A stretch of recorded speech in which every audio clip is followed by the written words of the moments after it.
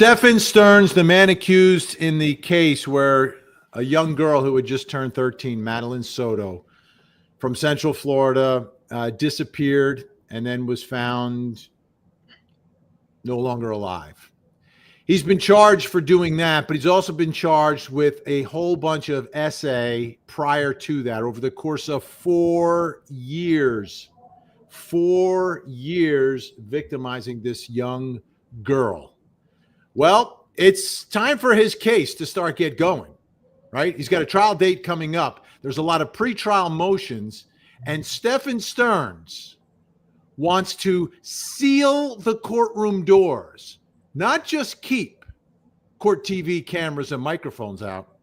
He wants to keep the public out of the courtroom in a public trial. This man has avoided appearing in court, has waived his appearance. He is hiding from the public. And in this video, we will talk about it, the legal ramifications, what it means, what the law is. I'm Vinny Politan, along with, here he is, folks, Al Wunsch III. Viva la Tangenistas. And the radio legend, Jonesy. And this is the Tangent Podcast.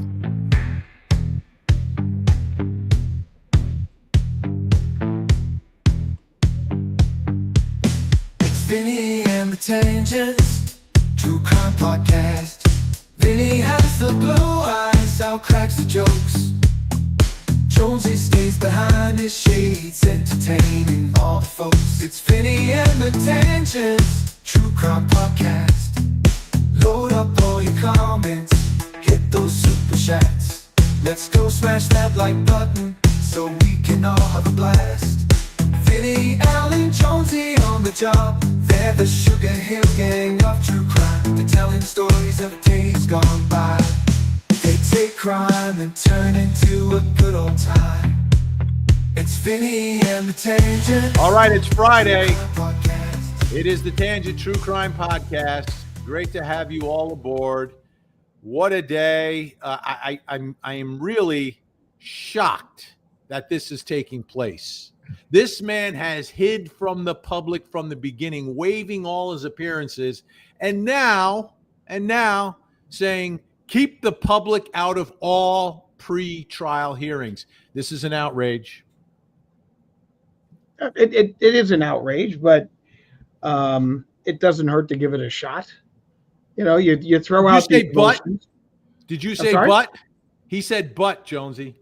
What? Well, you said, yeah, it's an outrage, but. Right. You know, I mean, it's what you do. It's defense counsel throwing some things out there. They don't want the public in there. They don't want the press in there. They don't want the cameras in there. I mean, it's a very high threshold to overcome. It's not going to happen. They're going to have all those cameras there. They're claiming he can't get a fair trial if that's the situation. It's understandable that they would make that argument, but you know, the threshold in Florida is quite high, so that they would have to be able to overcome in order to get the cameras out. And I don't think this case warrants it, merits it, or is going to even allow that to happen. So Ashley doesn't want any topless pictures of StephanSterns. No. Well, I covered his face, Jonesy, right? Yes, you did cover, but his nipples are right there, right in my face. Oh, wow. I didn't notice. I'm sorry. Is there precedent? I'm sorry, ladies and gentlemen.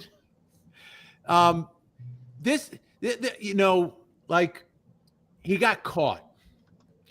I don't think he thought he was going to get caught. He didn't, you know, when you're talking about all of the, this first trial is all about the essay, right? And all the evidence comes from his phone. And he did, Jonesy, when he handed over the phone voluntarily, said, oh, I accidentally did a factory reset of my phone. So I don't know. I was hitting some buttons, but here it is. You guys can have it. And like, come on, it's 2024 at the time, it's 2025 now, but like those computer forensic experts, they're going to find the stuff. Yeah, there's no doubt. I mean, and it's like, and that was the interesting thing. First of all, to do a factory reset, okay, it doesn't just happen. It doesn't just I hit this. Oh no!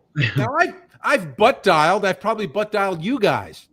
And I have butt FaceTimed, and I guess you would call that I butt timed people. Like that has happened. Never have I come close to an accidental factory reset. Yeah, no, that's and you really have to want to do that in order to do it. It's not something that goes accidentally. But I wanted to bring up a question here, though. I think this is an important question, and I want both of you to opine on this. He kept all these images, and the question is why? Like he was committing the essay, but he was also memorializing it on video and with still pictures. Okay. Why? Trophies. It's a trophy situation. Yeah. I mean, that's that. Why do serial red rummers, keep something from their victims? Okay, they have a collection of it, a lock of hair or a piece of jewelry or something that gives them the opportunity to relive that experience and get that thrill again. And that's what this is. And you find in these, pedophile cases that these things are also valuable on the open market for trading purposes to get other pedophiles. Well, that's what I'm wondering here. Was this for personal use and consumption, or was there something else going on here? Well, wouldn't that also be traceable by the the folks who checked his phone out? Well, I'm glad you asked that, because one thing that was uncovered, Gray Hughes is another YouTube live streamer, and he uncovered this, and he's got a channel, folks. If you're interested, you should be interested, because he does some interesting stuff over there. But Gray Hughes found that StephanSterns had an account on Telegram, which is an app. It's an app that's used. Some people use it for their own purposes, business purposes. It's encryption and stuff, but it's also used by people involved in the world of terror, and it's also used by people who are in the world of child NORP. No. How would you NROP? I'm trying to spell it backwards. Child NROP. You got to speak in pig Latin. Right. But, people taking the nasty pictures, and they would communicate and share with each other. The night that we believe she was taken from this world, he was on Telegram at 11:30 at night. So he could be in a group of people who are exchanging these images or selling these images as well. And Telegram, it's an app that's created for complete secrecy. So this is like a dark web kind of thing? Yeah. Sort of, but it's an app. You could download it if you want. We could communicate on it if we wanted to. But people sort of gather, I think, in groups based upon their interest, etc. And it's like, it's all on the DL. It's untraceable what is done on there, and that's why. So it's that untraceable that they can allow just anybody to like enter, including like an undercover investigator or something like that. I think if you went undercover, you could, if you go undercover, you'd end up maybe joining one of these groups or something. But they have that's all the time. I mean, I've got cases where defendants have been, caught via the FBI or something along because on Telegram. I'm sorry. On Telegram and one of these secret encrypted apps?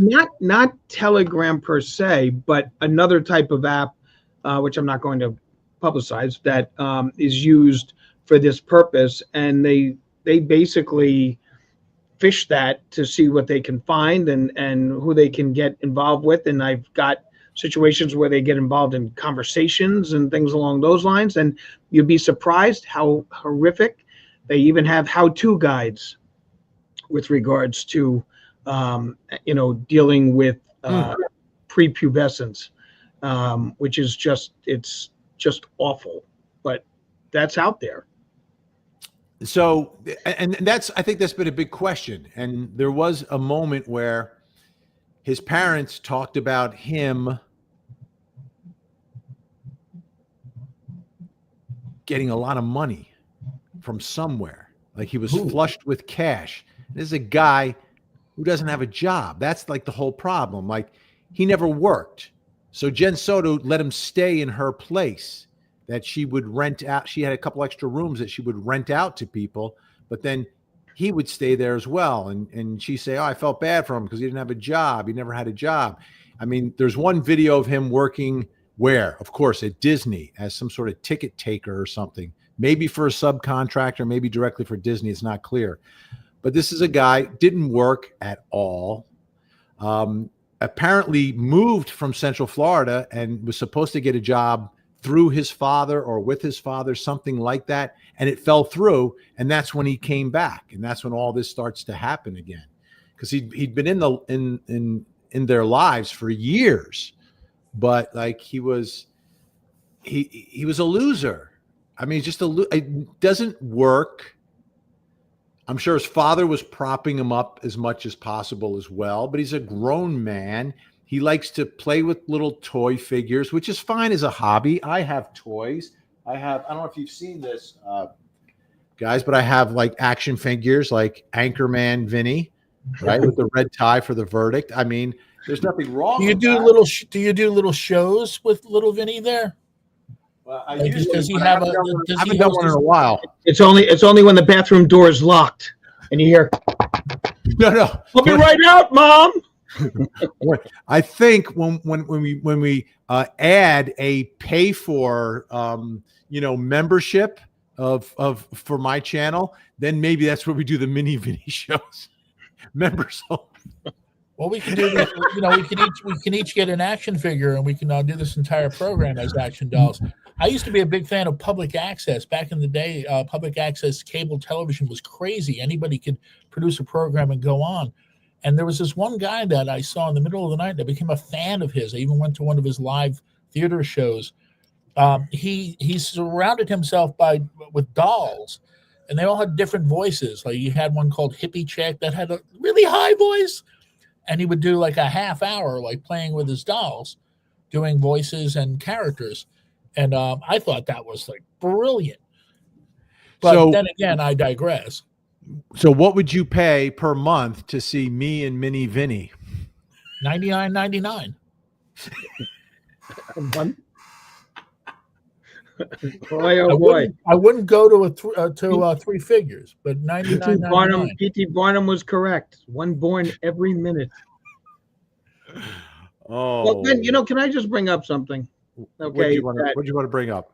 That the concept about hiding from the public, the concept that he does not want the cameras in there. No, it's not just the cameras at this point. He doesn't want he wants it sealed from the public. Right. So he wants the press out, the public out, and everything else. Yeah. I just think it's important to know that the first time that cameras were put in the courtroom was a trial. If I'm not mistaken, Vin, I think you handled.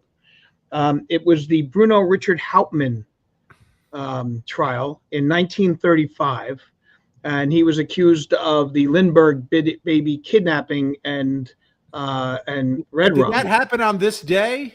No, it did not. It did not happen on this day, but I'm bringing that up for the sole purpose. That was actually on April 1st. It was in 1935, April 1st, if I'm not mistaken.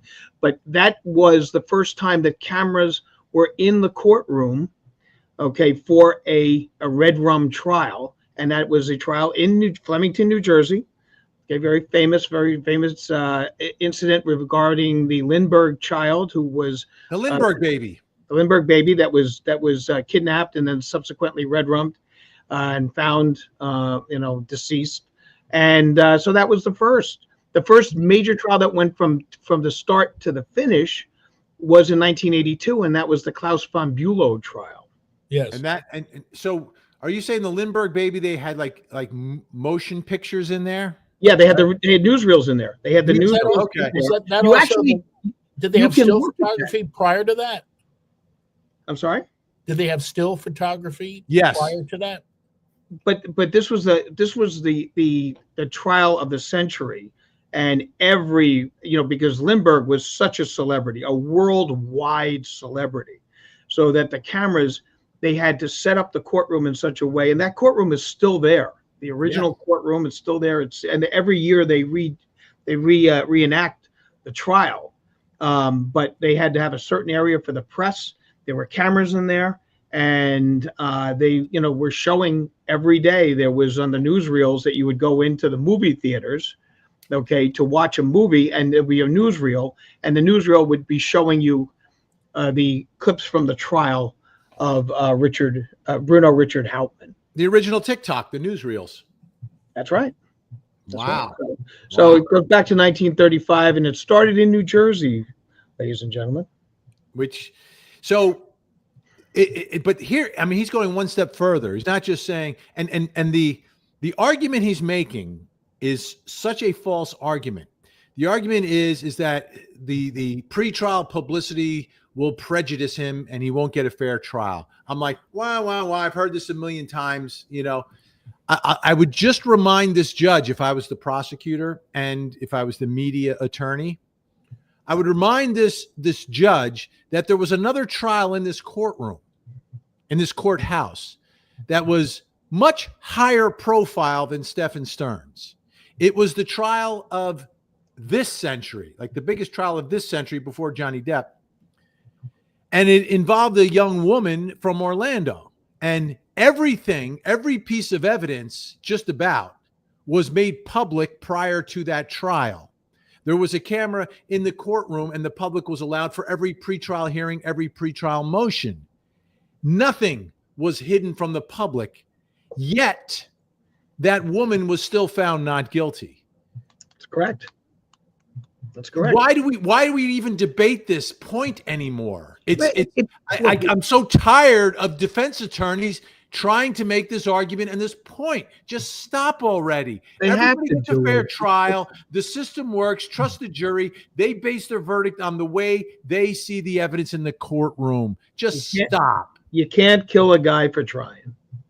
Yeah, you can. I would shut him down in 5 minutes if I was the judge. Get me my robe. Jonesy, get me my robe. Your robe. Actually, your horse. I do have my dad's robe upstairs. No. I could wear it for one episode. What about the terry cloth one I always see you in? That sounds like a Gene Hackman movie, My Dad's Robe. What? I never sang for my father. Gene Hackman reference. Never mind. I did not see that one. I thought I've seen almost every movie with Gene Hackman in it, and I don't remember that one. Jonesy has stumped Wunsch. Nobody ever saw that one. It was around the time of French Connection. Well, I've seen the French Connection. Yes, great movie. Absolutely phenomenal, and based on a true story. So this talk of cameras in the courtroom, I always thought like the artist's rendition, the sketches were like really cool, and I know that still exists to some extent, but back in the day, that's all there was, and every newspaper would have like the artist's representation of what was going on in the courtroom, which they could take some liberties in. They could, the camera doesn't lie, but a sketch artist can get you at a bad moment, get you at a good moment, kind of influence those who are reading the paper. Yeah, there's actually a big art market for that. Believe it or not, really? I know people that own the original sketches that were done during the Watergate trial. Wow, that's cool. The sketches that one of the viewers did of us, that appear in our intro and our outro, actually look like the style of the courtroom artist. Indeed. Let me. I don't know if I have that. I was gonna pop that up real quick, but I can't do it. So I want to get to a couple of these. We have a lot of. By the way, folks, we are streaming live on my YouTube page and on the Court TV YouTube page as well. So that's a pretty big deal. So welcome to all the folks from the Court TV YouTube page. And folks are here from my YouTube page. Make sure you subscribe to the Court TV YouTube page. And the folks from the Court TV YouTube page, make sure you subscribe to our page here of Vinny Politan with the number 1. With the number 1. The number 1. We're also live streaming on Facebook. We are also on Twitch, and we are on X. So welcome to everyone. Great to have you aboard. And let's see. And of course, Gen X is here, one of the great members of our mod squad, who are always keeping order in the court. Order in the chat. Order in the chat. Don't dare attack. We've got order in this chat. The mod squad is on the job, helping us to keep it clean. The mod squad is on the job, always so nice and never mean. Of course, thank you, Gen X, Frankie Figs, Jennifer Soubet, and Ashley Bouchard, who are keeping order in the chat, not order in the court, order in the chat. But great job while we're doing this, and also in between. As a matter of fact, it was the mod squad that requested this photo of StephanSterns. Only kidding. Only kidding. Yeah. Every time I put that picture up, we get a lot of stuff. Oh, and while we're on a roll here, look who is here, ladies and gentlemen. Our good friend, Mick Spunky. Time to get happy. It's time to get funky. It's time for us to smile. Here comes Mick Spunky. Mick Spunky is here, and it's so necessary, especially on a story like this, just to sort of cleanse the air for a moment and get away from StephanSterns. Mick Spunky, thank you so much. Gonna get funky like a monkey. Like that, that smile just, gives us a break. It's like when you're having a good meal, Al. You need that intermezzo, that little sorbet. Just to cleanse the palate and get ready for the next thing. Intermezzo? Right? What's an intermezzo? An intermezzo. In between courses. Yeah, sometimes they'll bring a course. Like, no, D, you haven't gone for a 3-course meal? When you're at McDonald's, you have the... Okay, now we're talking. You have the one type of meal, and then you have another type of meal, and then you have dessert. So it comes in between the first meal and the second meal, but before the dessert. But actually before the dessert. I see.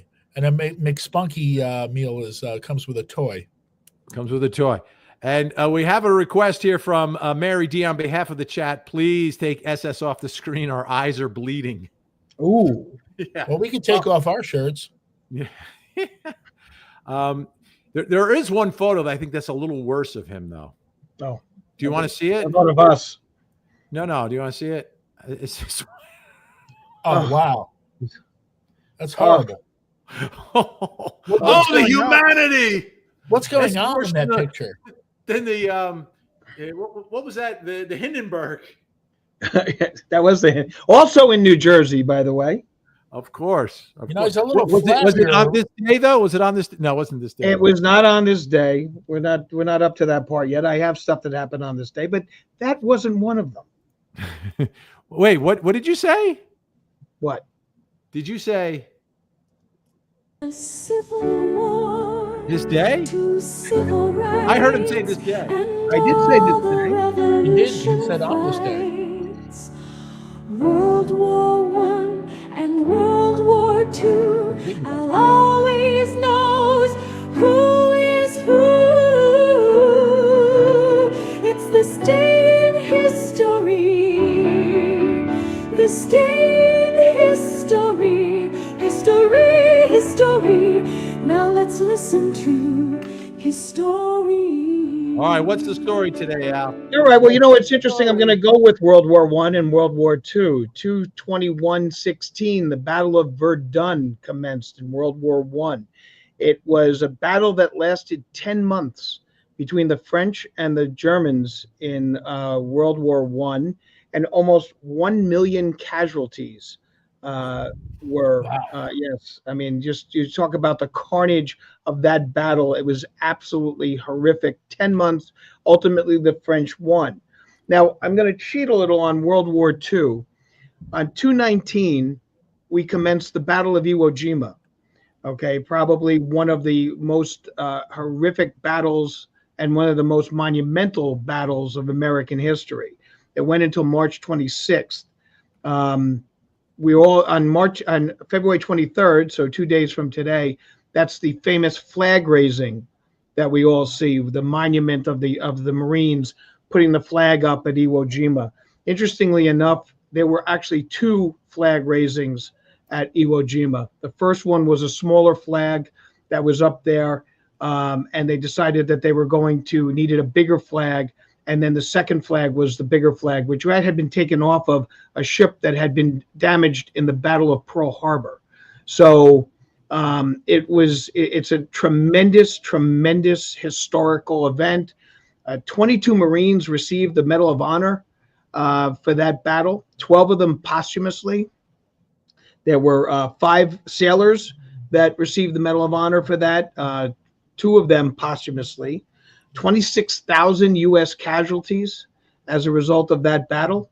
And one of the famous New Jersey heroes by the name of John Basilone had received the Medal of Honor for a battle of Guadalcanal early in the war, and was told, stay home, just you got the Medal of Honor, we don't want you to go back, sell war bonds. He said, no, I have to go back with my men.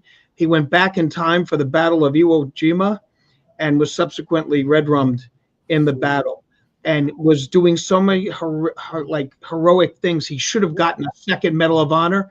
He did not, but he got the Distinguished Service Cross, which, as anyone who knows history knows, that's actually the real man's Medal of Honor, is the Distinguished Service Cross, because that's almost impossible to get. So John Basilone from New Jersey was subsequently red-rummed during that battle. So Al, I need you to respond to this. J.L. Mann, Gettysburg is the most monumental battle of U.S. history. Well, Gettysburg is a monumental battle, but I don't know what you mean by that. Okay, it's a 3-day battle that occurred during the Civil War. I mean, it was Americans fighting Americans, so it was kind of a horrific situation. The Confederacy was fighting the United States at that time. I don't think it's necessarily, I mean, if you take a look at from the standpoint of there were a 90% casualty rate of a unit in North Carolina that stormed during Pickett's charge, and that was only beaten by a 94% casualty rate for the Marines that landed at Iwo Jima on the first wave. So you tell me what is more monumental. Okay, I mean, we're talking about a difference of 4%, but nonetheless, if this battle was necessary because we needed the airfields to end the war of World War II. Gettysburg, and I'm an expert in the Battle of Gettysburg, and I've written on it and everything else. I'm enamored by the battle. I've studied and it. We won, right? We won. The United States. Well, the North did win, but it's the closest that the Confederacy came to Washington, D.C. They were within 60 miles. Gettysburg is within 60 miles of Washington, D.C. So it is a horrendous thing. But then the Battle of Sharpsburg in one day had 26,000 casualties. One day. Wow. Okay. Wow. And that was in Maryland. All right, get some good news, Al. I'm sorry? Get some good news from this day in history? Well, we know. Unfortunately, now we go to true crime. Okay. Oh, it's gonna be on this day, okay, Robert O. Marshall died in prison in 2015. Well, that sounds like good news. Okay, well, Robert O. Marshall was the man who was the focus of the book Blind Faith, the Joe McGinnis historical work in 1989. It was he was basically an individual who orchestrated the red rum of his wife and made it sound like he was not involved. He was having an affair at the time. He had told the woman he was having an affair with that he was going to get rid of her, and then they could be together. She ended up testifying against him, and he was subsequently convicted. What's interesting is that in March of 2015, he was scheduled to go for a parole hearing. So he perished before he had the chance to do the parole hearing. And what is also interesting about this was a movie that was subsequently done, a miniseries with Robert Urich, starring as Mr. Vegas, right? Starting as Joanna Kearns. Joanna Kearns played the wife. Wow. Okay. And so the interesting thing about it was that Marshall's son was a consultant on it, and Joanna Kearns liked him and decided to introduce him to Tracy Gold, okay, from the show she was on, Growing Pains, and they subsequently got married. So it was a love triangle movie turned into a love story. I love it. And what was interesting was that the Marshall's kid was against him getting out. He was convinced that he was the one that red rummed his. Which is unusual, right? It's unusual that a child, even if they're an adult, will believe that one parent was responsible for the other. So good for him. And you know, it's a difficult spot for kids. I just want to put this up real quick. Roger Bailey, Vinny, will Jackson be on Naughty Step next week? Talking about Alan Jackson in the Karen Reed case. There was a huge hearing that was abruptly stopped by the judge this week because apparently the federal experts who testified in that first trial, who were supposed to be independent experts, it looks like were actually paid by the defense, and they missed the witnesses. Seemingly, we got to have the hearing on this, but the allegation is going to be that the witness misled the jury, and Alan Jackson and the defense misled the court. So I think that's the allegation. There'll be a hearing, so I think there has to be some sort of factual finding here. So yeah, it's a big hearing coming up in that one. But also on another front on the Karen Reed case, they're filing a habeas in federal court because the jury had reached not guilty. Every juror that's come out said they were 12-0 not guilty on counts 1 and 3. And they've come out and said, I've seen the interviews, I've heard them. They were confused by the judge's instructions. Some of the jurors wanted to ask a question about it, but the foreperson wouldn't do it. And so now they're taking up a habeas, meaning they're looking for a federal judge to step in on counts 1 and 3 and maybe have a hearing and perhaps have those counts dismissed through the federal courts. So that's also happening as well. Sorry, Al, to interrupt. I just wanted Not a problem. Just one more point on the Robert Marshall, then I'll go to one other true crime thing that happened on this day. The actual red rummer of Mrs. Marshall was acquitted at trial because he was able to get family to lie as to a alibi for him, and he subsequently in 2014 admitted that he actually did it, but at that point, double jeopardy attached, and he was they could not prosecute him for that. So that's the interesting on that. 2/21/1965, Malcolm X is assassinated at the Audubon Ballroom in Washington Heights. 3 members of the Nation of Islam were convicted: Muhammad Aziz, Khalid Islam, and Mujahid Abdul Halim. Despite the fact that Mujahid Halim stated at trial and stated numerous times that the other 2 were not involved, that he didn't even know them, that they were not involved in the crime. And Aziz was actually in his home with his wife and kids, but they were convicted anyway. Malcolm X was 39 years of age. He was shot preparing to speak to the Organization of Afro-American Unity. His wife and kids were in the audience, and the 2, Aziz and Islam, were basically exonerated from the crime just recently, thanks to Cyrus Vance Jr., who decided to take a look at this again and say that this needed to be happened. They needed to be out. Unfortunately, Islam had passed away before he was exonerated, but he was out. They had been paroled, and Aziz had been paroled and in 2021 exonerated. And so that is the situation. The FBI was subsequently knew that there was going to be an assassination attempt and did nothing about it. And it was found by Cyrus Vance that they withheld key evidence that would have exonerated Aziz and Islam. You can't So- withhold evidence. That's crazy. I There's a hate great that. document. There's a great document. I'm sorry, Vinny. What'd you say? What's that? What did you say, Vinny? I stepped over you. I said those prosecutors can't withhold the evidence. And the FBI, There's a great I mean, there was, documentary about that on. You can catch it on PBS from time to time. well, they J. Edgar Hoover had sent a memo to the FBI office in New York saying, we have to do something about Malcolm X. Yeah. And so like all of that kind of stuff had been basically withheld. So that's clean up the government. TLS, Vinny, can you please explain why the mum, so I'm guessing this must be from overseas, is not being Sounds like- charged? Oh yeah. She gave permission for Stefan to sleep in the daughter's room. Child abuse on mom's part. Both are responsible. Well, number one, she's going to be a witness.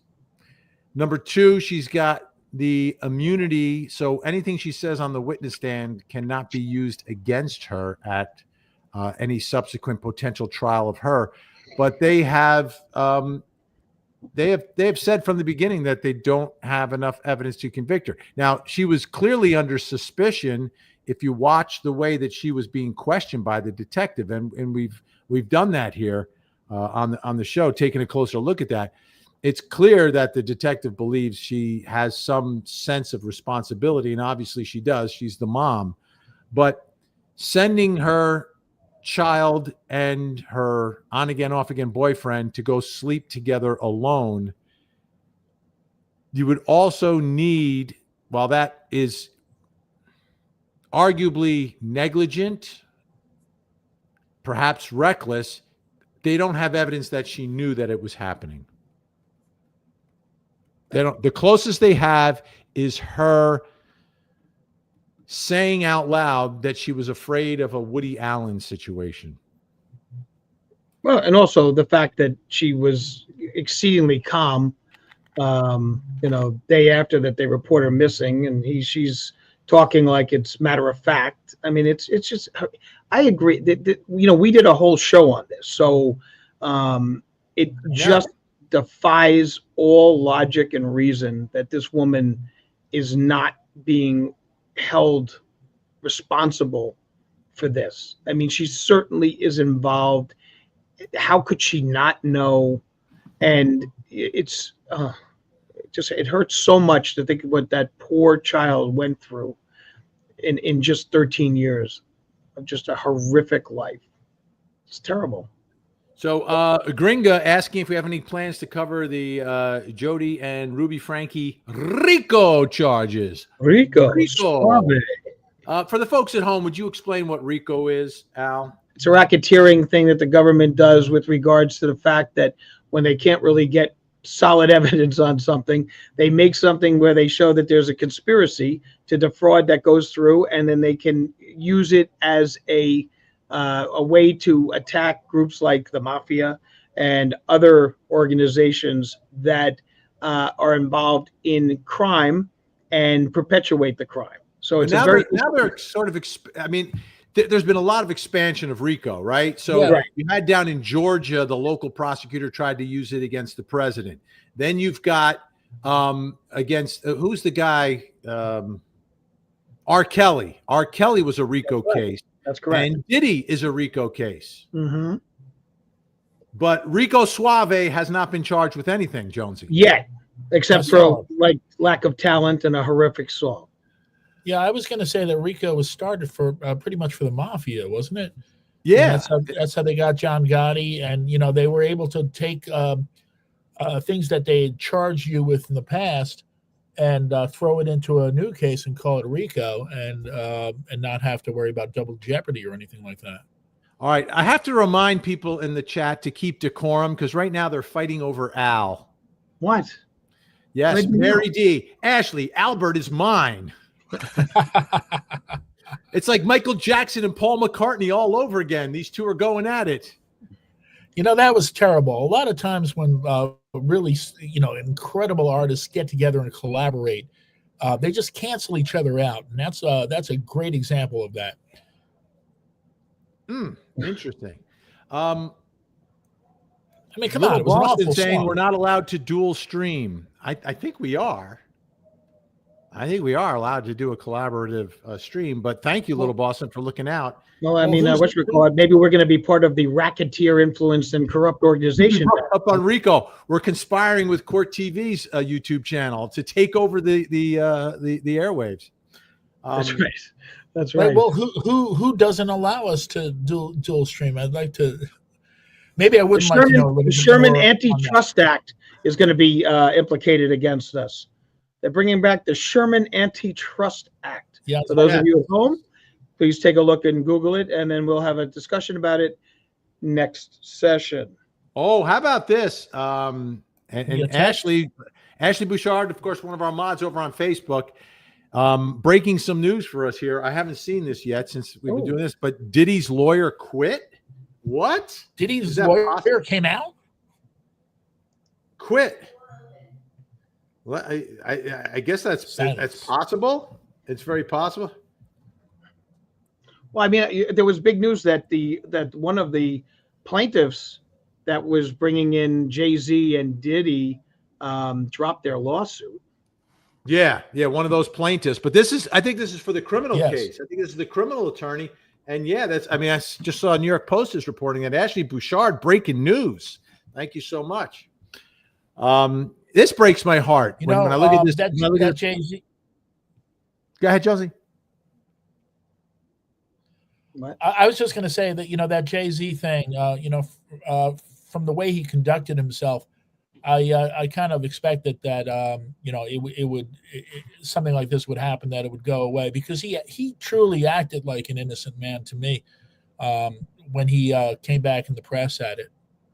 Well, he was screaming from the top of the roof, "I didn't do this," and was proactively fighting it, not just sitting back saying, "Oh, but like proactively challenging it, and that's interesting. Now, what's also interesting about the dropping of the suit, there's been no discussion of the circumstances as to why it was dismissed with prejudice. There was one report that she had said that the father had driven her to this concert when she was, I believe, 15, and the father had no recollection of that.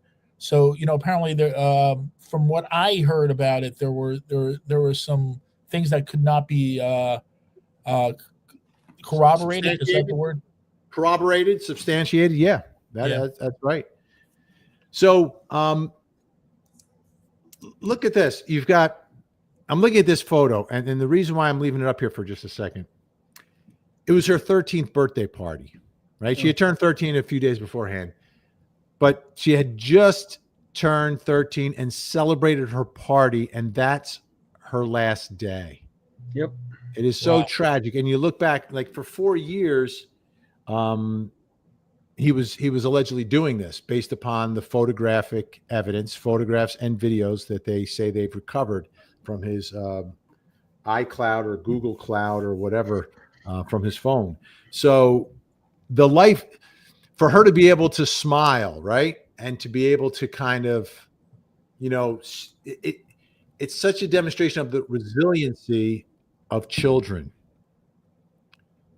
Because here she is, she's smiling, she's celebrating, it's her birthday. And all the while, like for years, she's been the subject of this man's alleged illegal activity, right? And I was thinking about this because there was another story I covered yesterday. And it was a story out of Michigan. And I think it was a 10, 11, and 8-year-old are abandoned in their home by their mother, who just leaves. And for 4+ years, these 3 children stay inside that home. And the mother would, from time to time, they had some sort of way to communicate with the mother when they ran out of food, and she would drop off food or have food dropped off at the house. This is sick. I mean, when they rescued the children, they had difficulty walking because their toenails were so long. Oh my God. Oh. You saw pictures inside. The toilets were no longer working. The bathtub, and I had the sheriff on last night. I said, well, what about, taking care of them? He said they didn't. So for 4 years, not brushing teeth, not bathing, no haircuts, nothing. 3 children living on their own, yet they survived. They survived. I'm sure, psychologically, there's going to be a lot of things they need to be done and all of that. But I always try to take something positive away from these horrific stories. And to me, as I look at this photo, it reminds me that no matter what these children suffer through, they are strong, they are resilient. And I think it was the strength of this young girl that led to her demise, because I think she was ready to stand up for herself. I think she was finally saying no.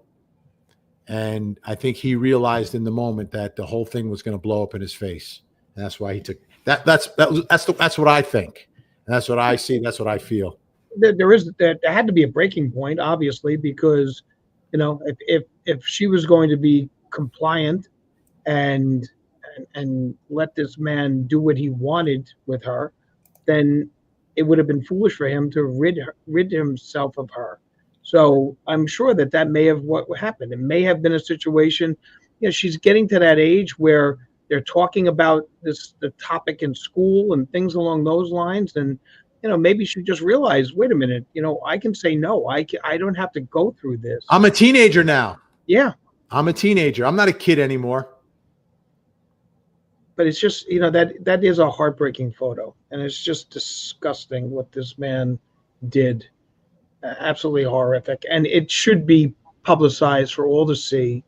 And this man needs to be shown and shamed and convicted for what he did to this young girl. And I'm not, I'm not commenting about the Red Room case yet. I'm just talking about the case that's going on here with regards to the photographs and the alleged acts that were perpetrated upon a young woman, a young girl who is in no position to say no. So this is what I think is really happening and is going to happen in this case. Let's not forget, he has waived his appearance at almost every juncture that he could. He had to make one appearance, and we did see him once inside the courtroom. He does not have his shirt on. He did. Oh, fortunately, right. He does not want to be seen in public. So all the pretrial motions in the case involving what was found on his phone are all motions to suppress and keep evidence out. It's the only defense, because if that stuff is allowed to come in, there's no defense, because it is images of him on the videos. It's his voice, it's his phone, it's his image, it's his unit, which will be identified by Jen Soto. They need her as a witness for that to match it up, much like that scene in Porky's. And you've also, so he ends up with no defense. So personally, what I think happens is, if he loses the pretrial motions and he wants no one allowed inside, so no one sees or hears what he actually did, right? Keep the public out. If he doesn't win the motions, then he just pleads guilty. He just pleads guilty, and then it's over. Then no one knows ever. That's what he believes, because the images that are on there can never be made public, because it's the dissemination of child NORP. Yep. Right? Yep. Come on. No, you're right. I mean, it never becomes public. It can be logically follows. And when you're involved in these kind of cases, even from the defense side, and sadly I've been involved with these kind of cases, there are major steps taken with regards to evidence, and one of the things, you sign you were given a court order as to how you can handle this evidence, and one of the prohibitions, at least in New Jersey, is I can't even share those photographs with the defendant. No, not even allowed to show that to the defendant. They're not allowed to see any of it. And you are restricted as to who can see these things and things along those lines. It's incredible the amount of rules and regulations that come into play with regards to this. And you're right. That kind of blows my mind because, like, don't you have a right to see the evidence against you and stuff? I realize it's an extremely sensitive area, but you can see that they have these meta files that they can show you that will depict, tell you what the picture shows, but they're not allowed to see it. And the other thing is, like, quite frankly, you're not allowed to even your experts are restricted as to what they can look at and what they can't look at. Right. Yeah. Wow. The stuff is kept, before the internet, when there were just like physical pictures, you keep them locked up, and, you have to come to the prosecutor's office. They got to go in and then, all right, here it is, then lock it back up and all of that. By the way, I put this up because this was on his, I think his LinkedIn, cast member at Walt Disney World. Oh, dear God in heaven. Not to make the comparison, I'm sorry I even brought it up now, but one of our former co-workers at Court TV worked at Walt Disney as one of the characters. He was a child actor. And he famously played opposite Yul Brynner in The King and I. You know who else was a cast member? Who's that? John Morgan, Morgan & Morgan, For the People. Wow. The largest law firm in the world. That's cool. He was it's a a theatrical, theatrical job, right? Like if you're the Macy's Santa Claus, like you put it on your resume as an actor. Greenwool Witch, thank you so much. Hi, fellas. I've missed you. Glad to catch this live. And of course, Greenwool Witch, we expect to see you in Denver at CrimeCon. When all of us will be there. We're dragging Jonesy out west. We're all going to be there whether they want us there or not. You're going to put me on an airplane? On an aeroplane. I don't know about that. I'm going to get a bus like that John Madden. Yeah, that's right. We're going to get you the bus like Madden. You're going to have that. You're going to be able to stop from city to city and find a turducken. Yeah, exactly. Bonnie Yusre, thank you so much, Bonnie, watching on Facebook. The friends of Madeline said she actually talked good about Stearns. Oh my gosh, yeah. I did a video on that as well. I don't think she understood. Obviously, she didn't. It starts when she's like 8 years old. How can she have any comprehension of what is happening to her with this man who has attempted to step into the role as being the father figure in her life, and he's doing this to her since she's 8 years old? So she doesn't have a real concept. And what I think is at some point she's maybe starting to figure this out. And now, she's 13. She's growing up a little bit more mature. But the friends also said they communicated a lot. Like a lot. There was a lot of communication, and it's problematic. It's beyond problematic. Thanks so much, Bonnie. That's like that Stockholm syndrome type situation where where you are, you're captive.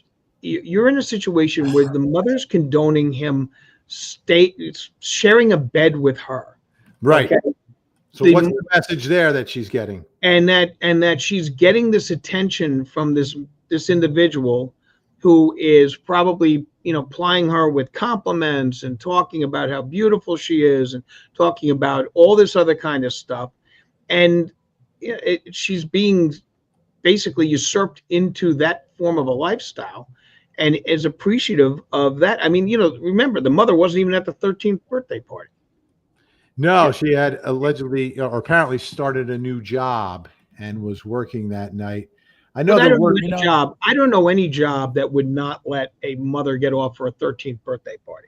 Especially on a Sunday. It's on a Sunday. It's like it's not like it's at a weird time. Well, there's a lot of bad jobs out there that they wouldn't allow that. When you say Stockholm syndrome, I'm going to go on a tangent here. I can never not think of Patty Hearst when I hear the term Stockholm syndrome, which was her defense back when she worked.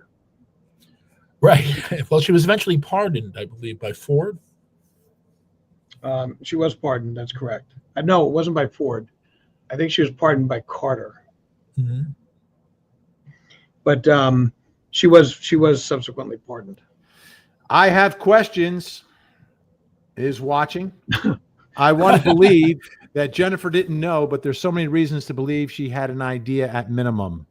mom tracking Maddie's, I don't like that word, her cycle is the big, I don't know why I don't like that word, but is the biggest tell for me.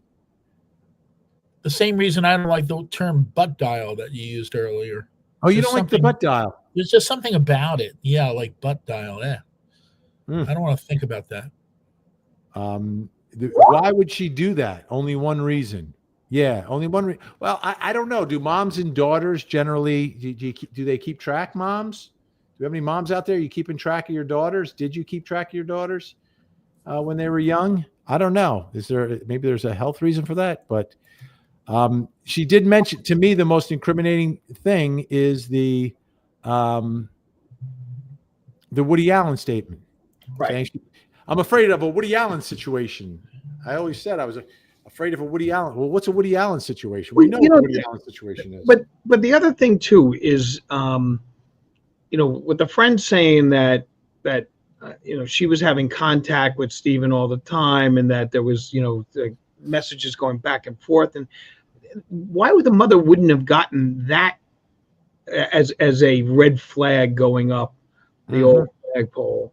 It's just either this is the stupidest person who ever lived, most oblivious human being who ever lived, or the most diabolical person who ever lived. And I have to put it towards the diabolical, because there were so many red flags that it's like the how more obvious could things have been? Yeah. The text messages, that's saying in the same bed, this, that, the other thing. All right. I just want to clarify the headline here, hiding from the public. So some people have, and it's not 100% clear. I get it. He is locked up. The hiding from the public is his public trial and the public hearings before his public trial in a public courtroom down in Florida. He has filed motions to exclude the public from a public courtroom in a public trial, not just keeping cameras from court TV out. No, keeping everyone out, whether you are a tax-paying citizen down in Orange County, Florida, or in Seminole County, or any of the counties down there, whether you are a member of the media, whether you are anyone from anywhere, because it's 1,000% public. It's open to the public, but he's trying to get the doors sealed as they litigate all the pretrial motions where he's attempting to get the evidence suppressed, to prevent the evidence from being brought into the case. So he doesn't want the public to hear about all the evidence against him, all the stuff that was on his phone. And we've gotten sort of a thumbnail sketch of it, but I think it's much worse than that.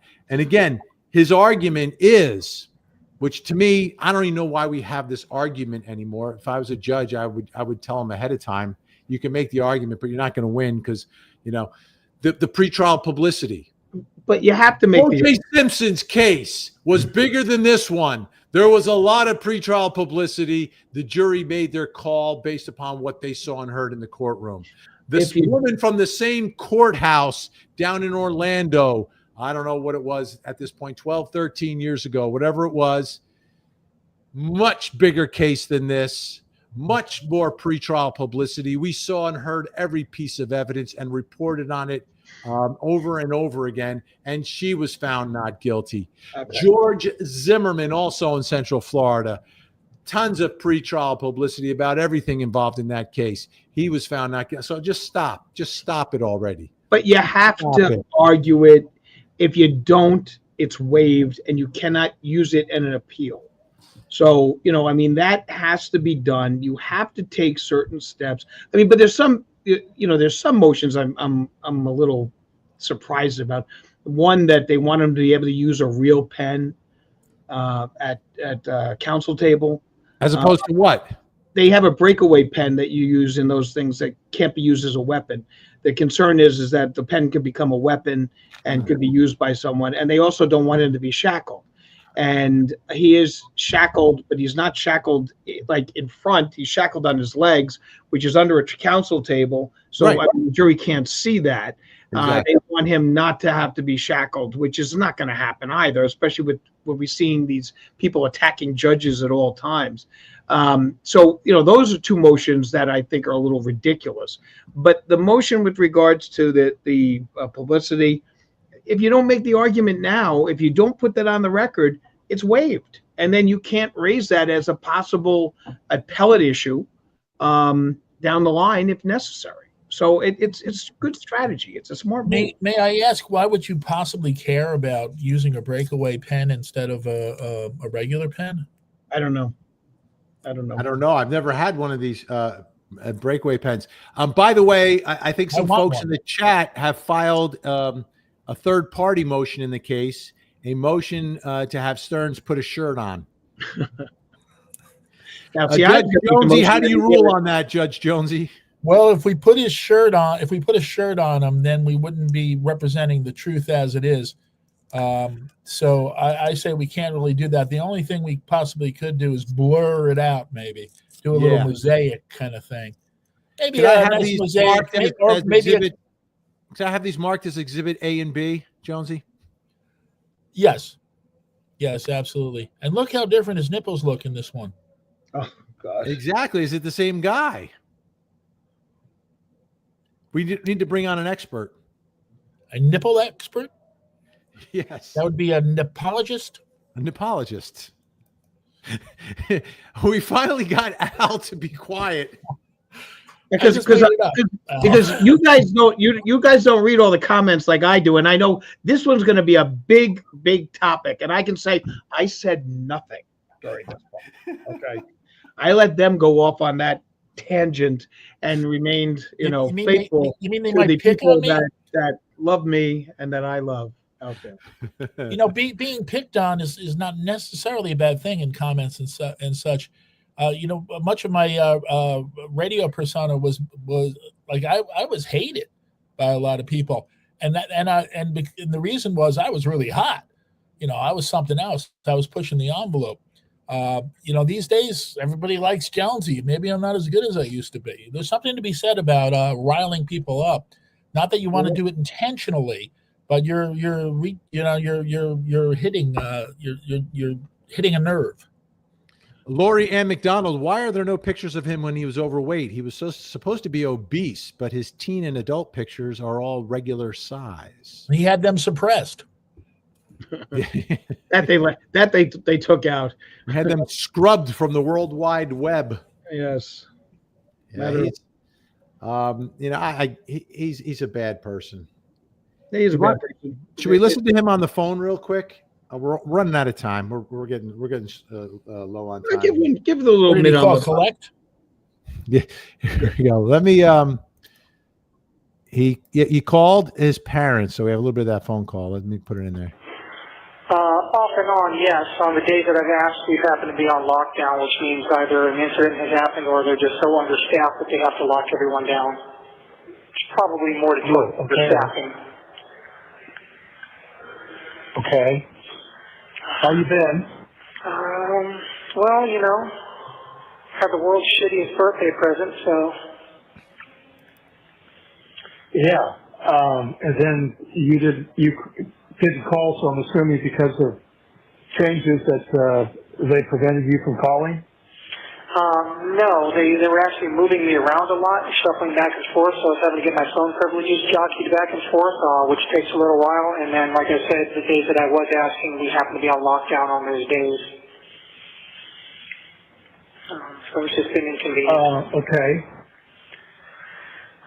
Very inconvenient timing, and then we were on lockdown all weekend. I wanted to call my mom's birthday. I tried to call yesterday. I tried to call Saturday, and it was no go anytime. So, but I've been wanting to call. How have you been? I'm trying to put this on speaker. Yeah. I'm trying to put this on speaker. Okay. How have you been? Now, this was early on when he was first arrested, but his parents, there seems to be there's some trepidation in his father's voice, isn't there? Yeah. And think of how awkward that conversation is with a loved one. So, how you been? Yeah, it's tough. Hey, you know what I wanted to show you? Let me see if I get this on the screen. Oh no, that's not what I want. That's a little. More shirtless photos, Vin? No, I've got I've got to get these overlays. Okay. 1 second. I wanted to put this up on the screen. We've got some new images to show folks of some of the original. Viva Las Sandinistas. There you go. And put that on over his chest. The celebrities are being done now. We're working on that also. Okay, so this is now available on the Originale Vinny Originale True Crime merch store. The Tangy comes in all different colors, and the writing, you can get the writing in that nice blue or also white. And I think call before midnight tonight. Yes, exactly. Now, what would you pay? Oh yeah, good point. You know, on those commercials, I love when they say, like, we've ceased production, so you must order now. They have all these great scams on these TV commercials when they're marketing stuff to get you to call now. There's a commercial on the radio where they say, like, you know, the next 40 people will get like a free alarm. But the thing is, that commercial airs so often that there is always the next 40 people. But they have these great scams that get you to call immediately.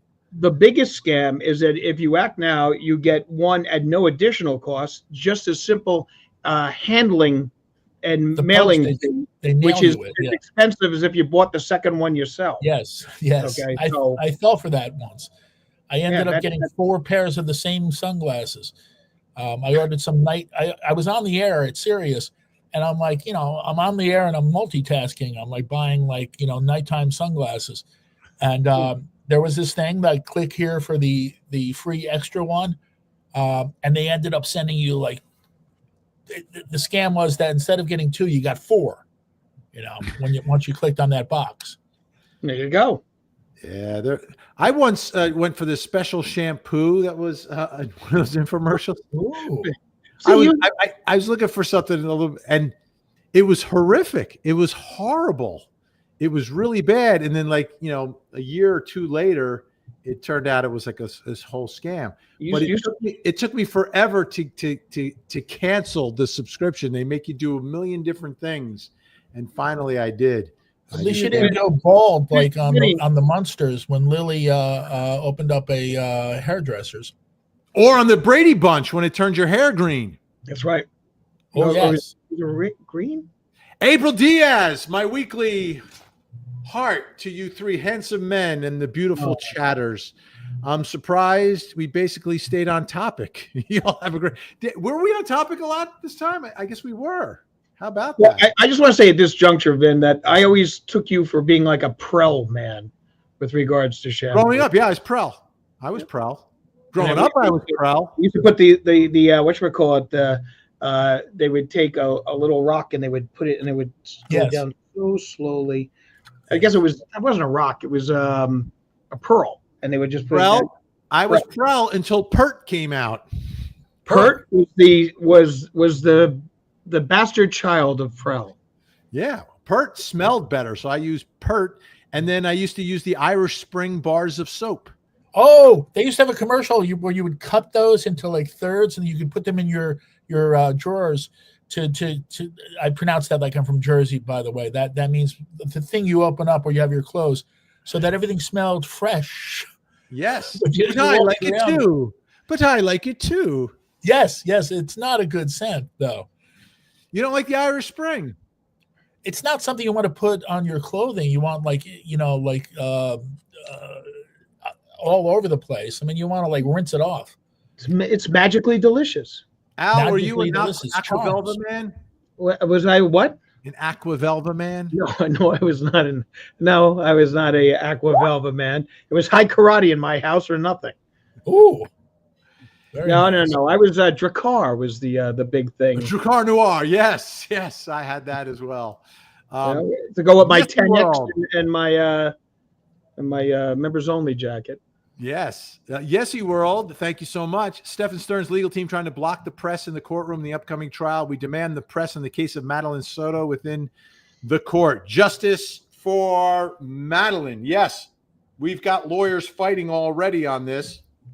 But it goes beyond The press. It goes beyond cameras. It's any member of the public. I mean, the only place that is permitted in our courtrooms is in like juvenile and some family courts scenarios, because you have underage juveniles and you're protecting, their privacy. But generally, all trials and pretrial hearings are open. Otherwise, this system rots very quickly. There have been some restricted. I mean, I can tell you that sometimes when you have these serial red rums, or you have some sort of a mafia trial or something along those lines, I have seen the courtroom closed to spectators that is set up for security purposes and things. I mean, for that, I can see it. If there's a security issue that they're concerned about with regards to stuff that they've heard or something, they will close the courtroom. But in this type of a situation, I mean, other than the fact that this guy doesn't want to be seen, there's no because he didn't show up to court. So to me, it's not about the pretrial publicity. It's about him telling his lawyer, listen, I don't want anybody in there. I don't want anyone to see me. I don't want to be on camera. I don't want anyone to know these things that I'm accused of doing. Let's try to get it suppressed. And I believe what will happen is he's going to lose these motions. He's going to plead guilty. That's what I think will happen. That's just my guess. I don't think he's not going to plead guilty to the second charge, though, because that one takes him to the row, and he is not going to voluntarily go there. No, he's not going to voluntarily go there. But maybe he's thinking that if he gets hit hard in the first one, they may be a little less apt to want to do something in the second one. Wait, breaking news. Oh. Laughter is medicine. My favorite smile. Vinny is so stinking adorable. No, I swear to God, is there no end? Is there no end to my pain, Lord? No end to my pain. There we go. How's that? Is that good? Yeah, that's got me laughing. That's like a bad horror movie right there. It really is. Albert, why does it bother you such when the ladies talk about Vinny's looks? Why?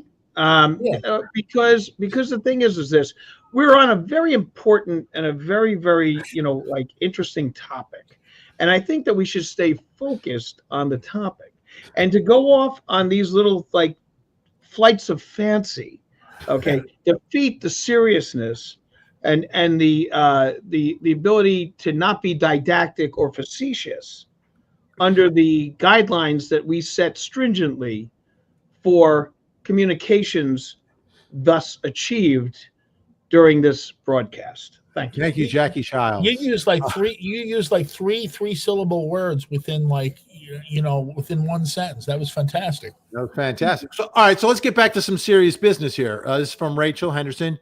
Mandy, Vinny looks like a Dior guy to me. Dior. Boom. By the way, I am wearing the Johnny Depp Dior right now as we speak. Johnny Depp, after his trial, he was the spokesperson or maybe even before. He's for the Dior. Now, is that tax deductible because you covered the case? I just write it off. I write it off, Jonesy. I write it off. I wear Tom Ford. Okay. All right. I think Bob Motta may be in the house here. I can't find a post by him, but everyone's talking about Bob Motta from the Defense Diaries podcast on YouTube. He was on my show last night. Great guy. He'll be at CrimeCon too. My science teacher in the 7th grade was Mr. Motta. Mr. Motta. And then the other science teacher in the 8th grade was Mr. Motta Shed. Isn't that interesting? Mr. Motta and Mr. Motta Shed. All right. Ruby P. Vinny is handsome. I agree. So I don't know. I'm just randomly picking comments. Yeah, it's remarkable the random comments you seem to pick. Okay. It's remarkable. They are, you are consistent. I will have to say that. You are consistent. Mary D. What now? Mary D thinks she should have used reverse psychology on us relative to the circular regions on the chest of the StephanSterns. What? I don't even understand what that means. I think that means that if Mary D had said that she did like it, maybe we wouldn't show it as often. Exactly. Like she could like control us with a little revoice psychology. Revoice psychology. It does work on small children. It really does. I don't know, Al, if you used to practice reverse psychology, but it works. Like if you have a small child who's in that phase or stage of being a contrarian to everything, the reverse psychology absolutely works. And then the first time they realize it, you see the light bulb, boop, and then you're done. You can't use it anymore. I'm going to try that with with our viewers and the comments about you. I like those comments about Vinny. I hope you guys do more.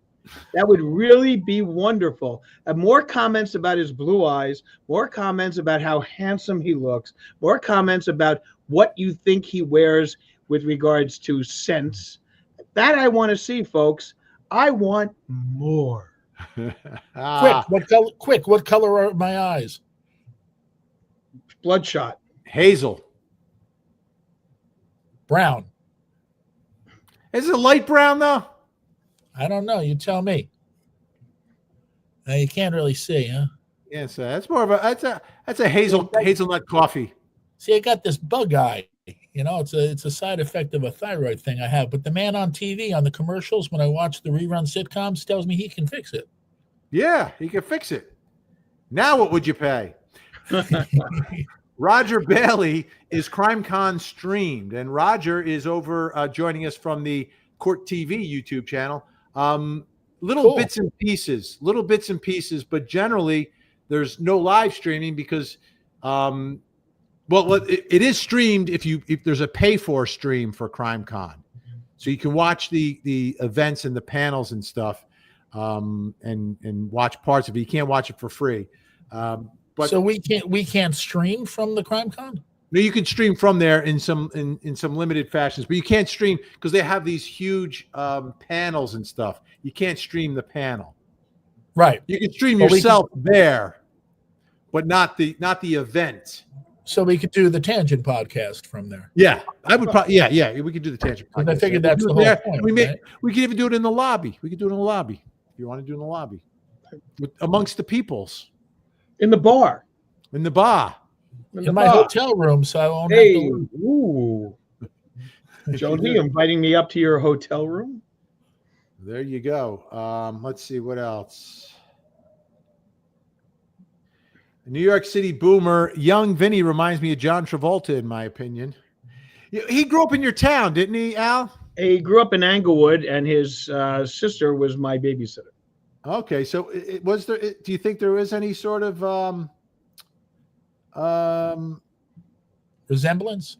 There's a slight resemblance. I mean, you know that the water's different in Englewood and Englewood Cliffs than it is out where you were born, but nonetheless, you know, you got a little bit there, especially in some of the younger pictures. How about this one, top left? That's me, top left. Yeah, I'm thinking Travolta on that one. Yeah, that definitely looks Travolta Grease, and I'm not talking about Grease the movie. I'm talking about Grease the play. When because the original play, he played Kenickie. On Broadway. Kenickie? He was Kenickie. He wasn't Danny Zuko. No, he wasn't Danny Zuko. He was Kenickie. Blow my mind. Yeah, Olivia Newton-John wasn't. He was Kenickie. He was Kenickie on Broadway. He worked his way up. He was originally, you know, was the understudy, and then he got to the role of Kenickie. And we all got to go. We got tickets from his family actually to go see him on Broadway in Greece. What? You got tickets from the family? Yes. What? Ellen was my freaking babysitter. What do you want me to tell you? Unbelievable. All right. We've got laughter is medicine. Vinny has the most beautiful blue eyes, just stinking adorable. That's my tangent. Terry. Thank you, Terry.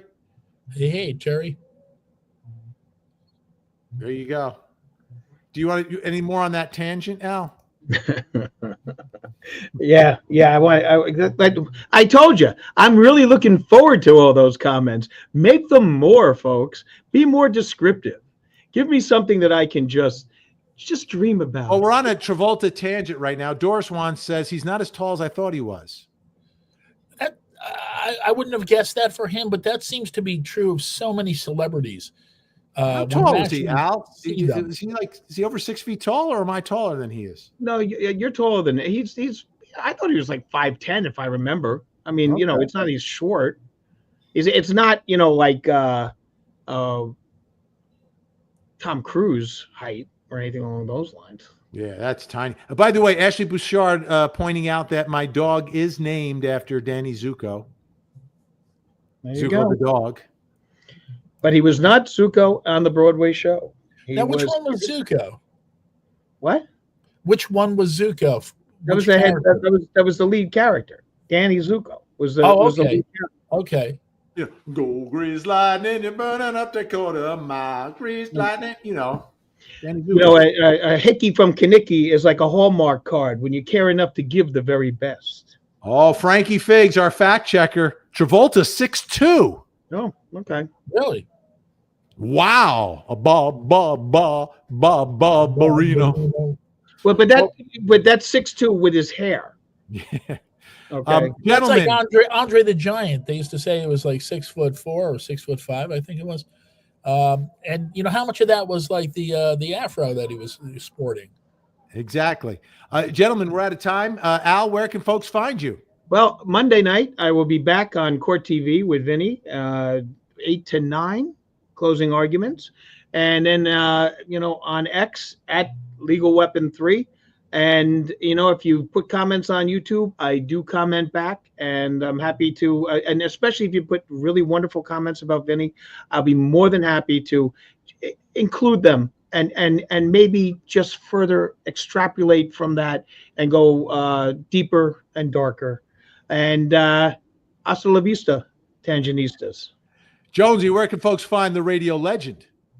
Well, you can come see me. I'll be making an appearance tomorrow at the Hard Rock in Atlantic City at the arena there. I have tickets to see Rod Stewart. Fantastic. And me, 8 to 10 every night on Court TV. Closing arguments with Vinny Politan. Vinny Politan investigates 2 hours of live true crime. The only guy doing it on television. Say goodnight, Jonesy. Good night, Jonesy. Hit my music.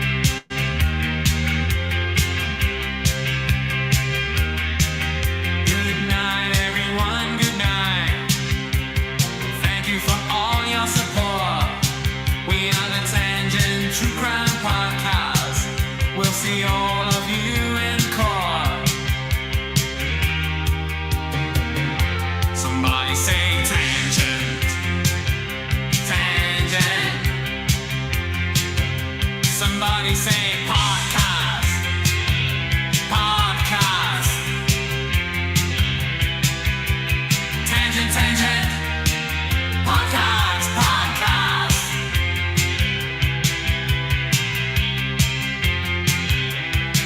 This is the Tangent Podcast.